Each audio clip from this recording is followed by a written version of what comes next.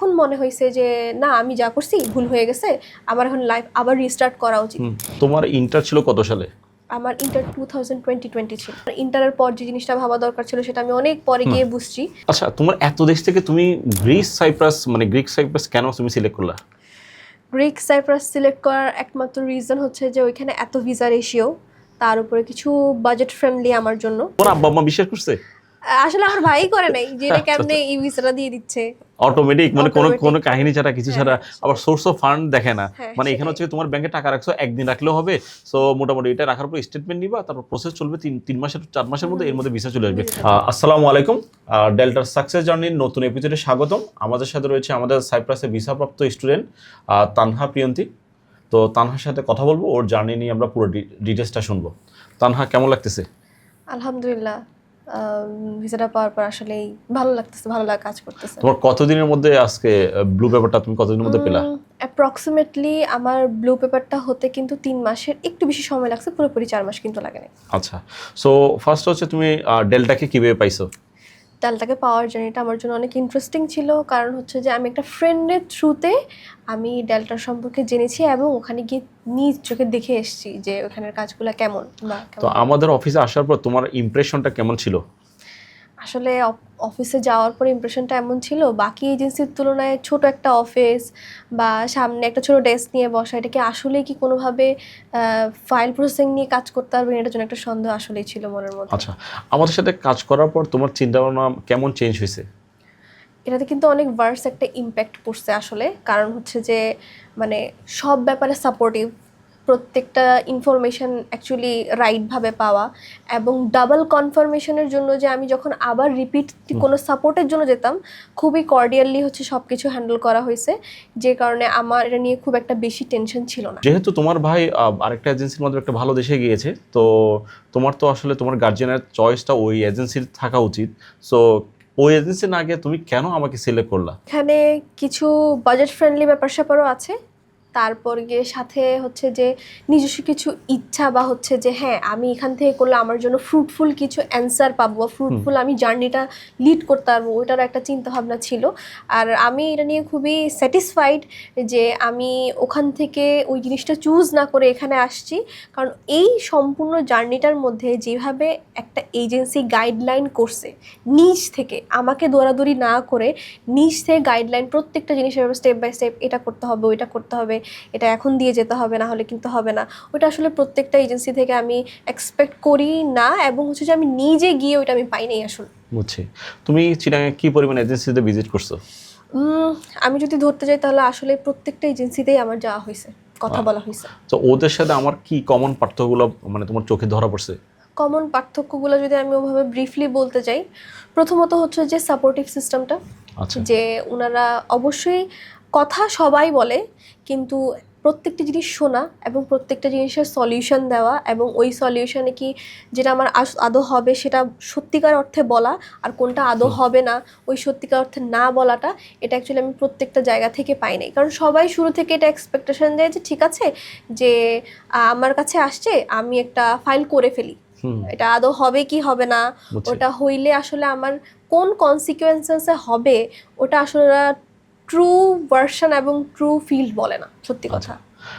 আমাদের বাংলাদেশে হয় কি, অনেক ছেলে মেয়েদের গ্যাপ থাকে, সো ওর পয়েন্ট কম থাকতে পারে, গ্যাপ থাকতে পারে, এগুলো নিয়ে এজেন্সিরা মানে কেমন রিয়্যাক্ট করে, অথবা আদৌ করা উচিত কিনা? আমার ক্ষেত্রে আমার কাছে মনে হয় এই জিনিসটা নিয়ে প্রত্যেকটা এজেন্সির আসলে ফ্লেক্সিবল হওয়া খুবই দরকার। কারণ আমি যদি আমার জার্নিটাই বলি, আমি অনার্স থার্ড ইয়ারে রানিং, আমার এখন মনে হয়েছে যে না আমি যা করছি ভুল হয়ে গেছে, আমার এখন লাইফ আবার রিস্টার্ট করা উচিত। সেই ক্ষেত্রে ওইখানে ডিমোটিভেট না করে মোটিভেট করা উচিত যে না, এখন যে কোনো সময়ে এটা স্টার্ট করা যায়। এবং যদি আমি জেন্ডার বেসিস করি যে অ্যাজ এ মেয়ে হিসেবে যে আমার এভাবে করা উচিত কি না, তো সেই ক্ষেত্রে অবশ্যই এই সময়টাও স্টার্ট করা যায়, এই সময় থেকে স্টার্ট করে ভালো কিছু করা যায়।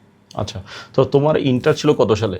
আমার ইন্টার 2020 ছিল। তো মাঝখানে যে তোমার তো লাস্ট কোয়ালিফিকেশন 22টা কাউন্ট করতেছে, সো তোমার মতো আরও অনেক ছেলে মেয়ে আছে যাদের গ্যাপ আছে, সো এরা ডিপ্রেস হয়ে যায়। সো আসলে তাদের তখন তুমি যেভাবে স্টেপটা নিছো, তুমি কি শিওর ছিলা তোমার ভিসাটা হবে? আহ আসলে সবারই প্রথমে অনেক ভয় লাগে, কারণ ওই সময়টা আসলে আমি পার করে আসছি, এত এজেন্সি ঘুরছি, এজেন্সি এত ডিমোটিভেশন যে না আপনি এখন যায়েন না, মাস্টার্সের জন্য হুম। যান, কেন যাবেন আপনি এখন, এত 3 বছর নষ্ট করে যাওয়ার রিজনটা কি। কোনো না কোনো জায়গায় যদি আমি লজিক্যাল ধরিও, কিন্তু আমার অপরচুনিটি দেখতে হবে যে আমার সামনের দিনগুলো আমার জন্য কি অপরচুনিটি নিয়ে আসতেছে নাকি না, কারণ যে কোনো কিছু হইতে পারে, হ্যাঁ। ভালোও হইতে পারে খারাপও হইতে পারে। লাস্ট ট্রাই এখন। এরপর সাথে সাথে হচ্ছে যে ওই একটা ডিপ্রেশন যে আচ্ছা আমি এখানে যেতে পারতেছি না, ওইখানে যেতে পারতেছি না, আমাকে এখানে নিচ্ছে না, আমি ওখানের জন্য এলিজিবল না। কিন্তু এই যে হুট করে এক জায়গায় মন স্থির করে লাইফ স্টার্ট করা, এটা আসলে প্রত্যেকটা স্টুডেন্টের করা উচিত। আচ্ছা, আর গার্জিয়ান ক্ষেত্রে এই ক্ষেত্রে কি মানে কনভিন্স কিনা যে আমি আমার ছেলে মেয়েকে যেতে দিচ্ছি কিনা, যাওয়াটা ঠিক হবে কিনা, নাকি ও ভুল ডিসিশন নিচ্ছে কিনা, সেক্ষেত্রে আপু গার্জিয়ানকে আপনি কীভাবে কনভিন্স করছেন?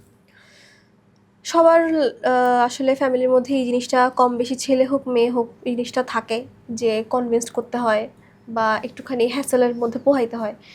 সেক্ষেত্রে আমি মনে করি যদি এই জিনিসটা ফ্যামিলিকে বোঝানো যায় যে সামনের যেই সময়টা আমাদের জন্য রেডি হচ্ছে, ওই সময়টা সবাইকে ইন্ডিপেন্ডেন্ট হইতে হবে, ওই সময়টা সবাইকে এমনভাবে থাকতে হবে যে সবার সাথে যাতে কাঁধে কাঁধ মিলায় চলতে পারি, ওই অ্যাবিলিটিটা বা ক্যারিয়ার ওরিয়েন্টেড হইতে হবে, ওটা যদি আসলে ফ্যামিলিকে বোঝানো যায় তাহলে হয়তো এই জার্নিটা ইজি হয়।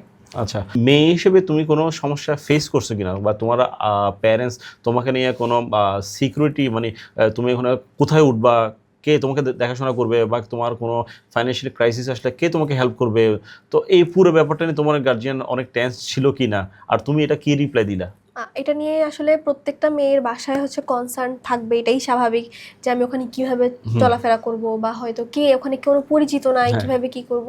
কিন্তু সেই ক্ষেত্রে একটা প্লাস পয়েন্ট হচ্ছে যে এজেন্সি থেকেই হচ্ছে যে এই ইনফরমেশনগুলো হচ্ছে যে খুব ক্লিয়ারলি দিছে, অ্যান্ড সাথে সাথে যারা ওইখানে গেছে, যারা ওখানে অলরেডি পড়াশোনা করতেছে, তাদের সবার সাথে হচ্ছে যে কানেক্টেড করে দিছে, যে কারণে হচ্ছে জানা ইজি হ্যাঁ, আমরা হয়েছে। হোয়াটসঅ্যাপের মাধ্যমে তোমার সাথে কানেক্ট করে দিছি। Right. আমরা চিটাগনিয়ান ছেলেমেয়েরা যারা আছে অলরেডি, ওখানে 10+ স্টুডেন্ট আছে, সব চিটাগনিয়ান, হয়তো ডিফারেন্ট ডিফারেন্ট এলাকা, কারো বাড়ি হচ্ছে কি ফটিকছড়ি, কারো বাড়ি সাতকানিয়া, কারো বাড়ি লোহাগাড়া, কারো বাড়ি বাঁশখালী, কারো হচ্ছে পতেঙ্গা। এই যে পুরো চিটাগনিয়ান ফ্যামিলির সাথে মিশে সবারই ভালো লাগতেছে। তা তোমার এই অপরচুনিটিটা আসে, এবং মেজরিটি এজেন্সি কানেক্ট করে না। তো তোমার কাছে কি মনে হয় কেন এজেন্সি স্টুডেন্টের সাথে কানেক্ট করে না? আসলে এখানের মধ্যে অনেক ধরনের সিক্রেসি থাকতে পারে, যেটা চায় না ওরা এটা একটুখানি ডিসক্লোজ হোক, এটার জন্য হইতে পারে। আবার ওনাদের মানে বিভিন্ন কারণ লেনদেনের একটা থাকে, ব্যাপার থাকে, লেনদেনের একটা ব্যাপার থাকে, অনেকজন থেকে বেশি টাকা নিছে, অনেকজন থেকে সাইপ্রাসে আমি শুনতেছি অনেকজন থেকে অনেক এজেন্সি এক্সট্রা সার্ভিস চার্জ নিচ্ছে। আসলে সাইপ্রাসে আমরা কমিশন পাই, আমাদের সার্ভিস চার্জ নিতে হয় না। তারপর অনেক এজেন্সি নিচ্ছে, যার কারণে হচ্ছে ওরা অন্যান্য স্টুডেন্টের সাথে কানেক্ট করতে দিতে চাচ্ছে না, বা হেল্প করতে চাচ্ছে না।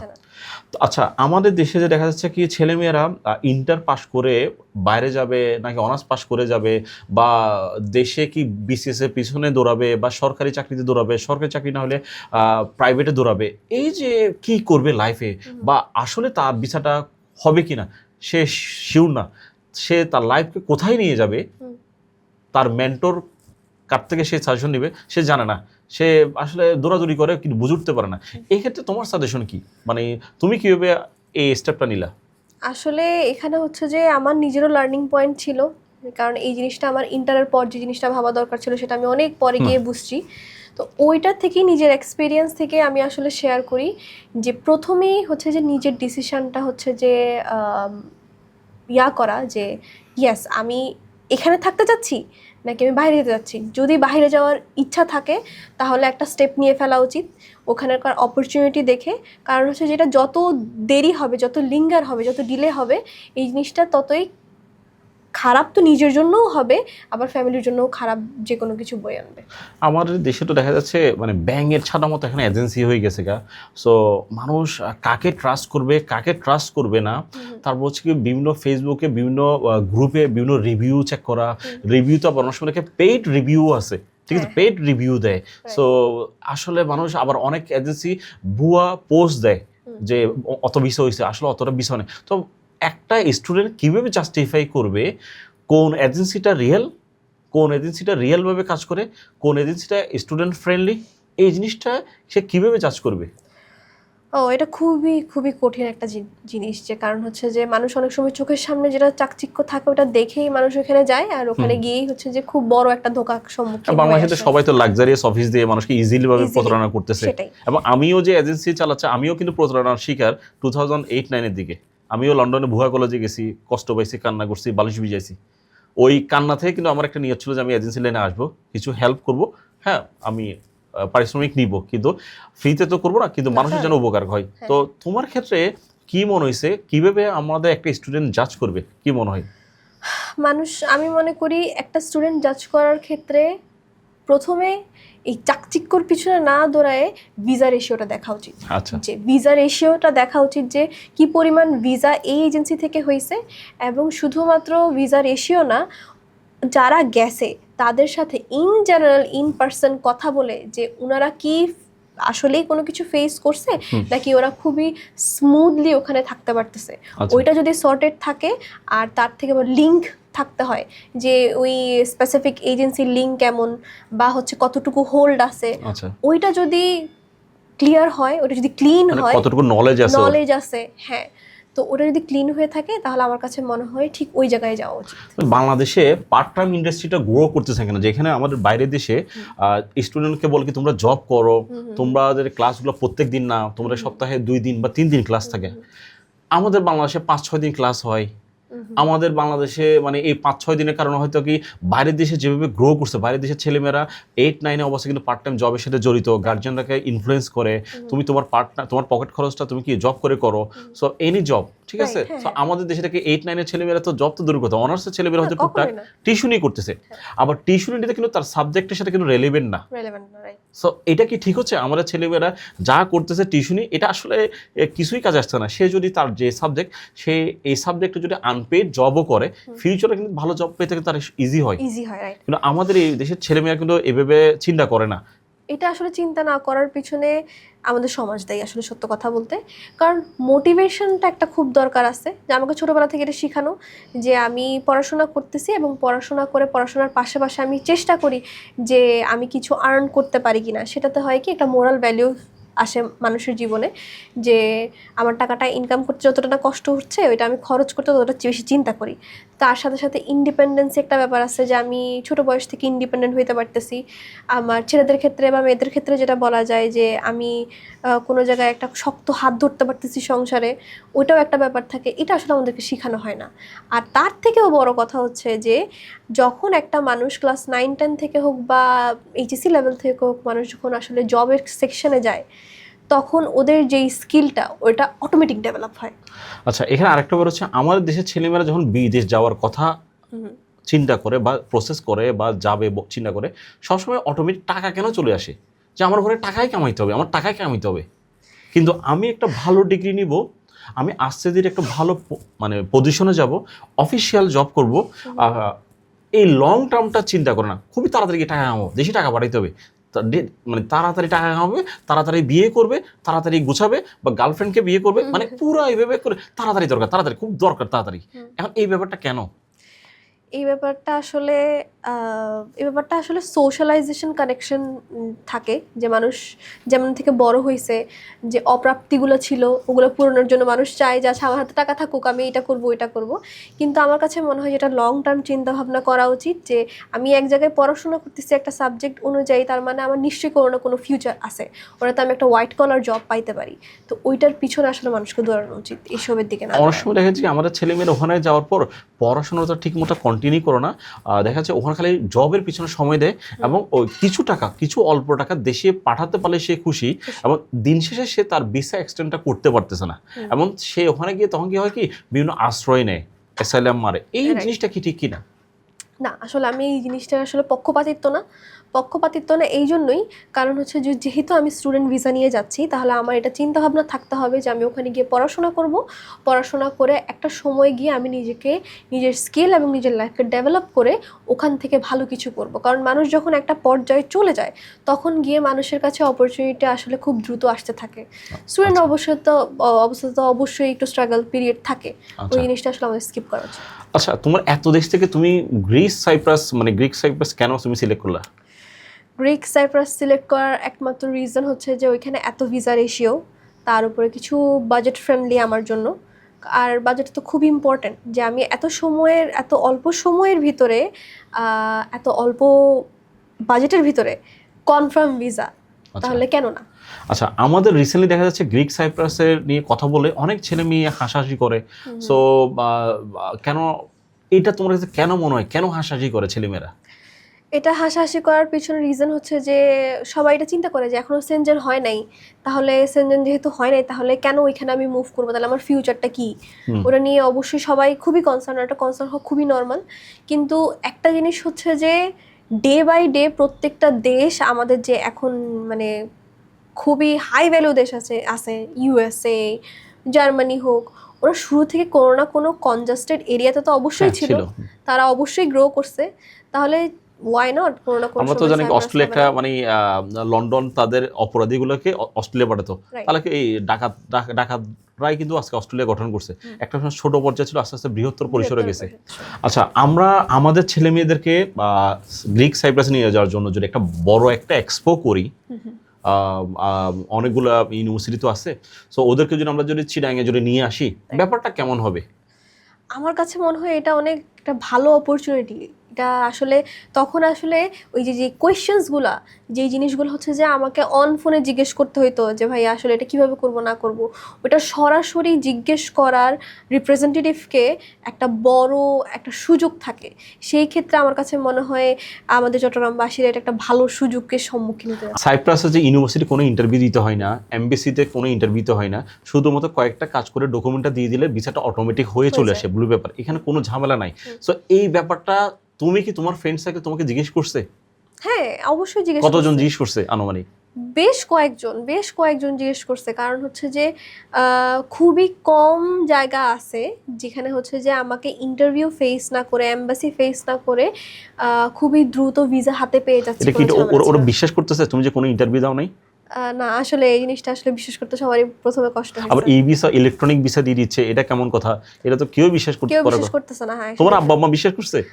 আসলে আমার ভাই করে নাই যে এটা কেমনে এই ভিসাটা দিয়ে দিচ্ছে অটোমেটিক, মানে কোনো কাহিনী ছাড়া কিছু ছাড়া। আবার সোর্স অফ ফান্ড দেখে না, মানে এখানে হচ্ছে তোমার ব্যাংকে টাকা রাখছো, একদিন রাখলেও হবে। সো মোটামুটি এটা রাখার পর স্টেটমেন্ট নিবা, তারপর প্রসেস চলবে 3 মাসের 4 মাসের মধ্যে, এর মধ্যে ভিসা চলে আসবে। কোনো ডকুমেন্টেশন নাই, এই টাকাটা কোত্থেকে আসে, কিভাবে আসে, টাকাটা জেনুইন কিনা, এত কোনো হাঙ্গামা নাই। অন্যান্য দেশে যত হাঙ্গামা, তো এখানে এত স্মুথ ভিসা হচ্ছে। সো আমাদের দেশের ছেলে মেয়েরা কিন্তু এটার ব্যাপারে, প্রসেসিং ব্যাপারে টোটালি জানে না। এখন ওরা আসলে জানে না। এটা আসলে সাইপ্রাসে যাওয়ার জন্য এবং গেলে কি পরিমাণ আসলে লাইফ লিড করতে, যারা কম বাজেট ফ্রেন্ডলি, যারা চিন্তা করতেছে যে হ্যাঁ আমি একটা জায়গায় যাব, ওরা ওই জিনিসটা আসলে চিন্তা করে। রিকোয়ারমেন্ট কিন্তু কম, যে গ্যাপ অ্যাকসেপ্ট করতেছে আইএলটিএস রিকমেন্ডেড জাস্ট 4। সো আমাদের সাইপ্রাসে যারা অথরিটি আছে তারা বলছে চিটাগাং থেকে শুধুমাত্র বড় জোর 200-250 স্টুডেন্ট গেছে, এর বেশি নাই। বলছে তোমাদের চিটাগাং শহরটা তেমন স্টুডেন্ট নাই। আমরা খুব অবাক হয়ে আছি যে চিটাগাং এজেন্সিরা আসলে কি করতেছে। মানে ঢাকা এবং সিলেট খুব আগে গেছে, আমাদের আসলে লজ্জায় পড়ে যাচ্ছি। কি বলবো, মানে ওরা বলছে ভাই চিটাগাং একটা বড় শহর, এইখান থেকে মাত্র 200-250 স্টুডেন্ট। আসলে খুবই মানে কষ্টে আছি যে চিটাগাং ছেলেরা জমিদার পরিবার, বুঝতেছে না ব্যাপারটা, বাট একটা সময় ফিল করবে। হ্যাঁ, অবশ্যই ফিল করবে।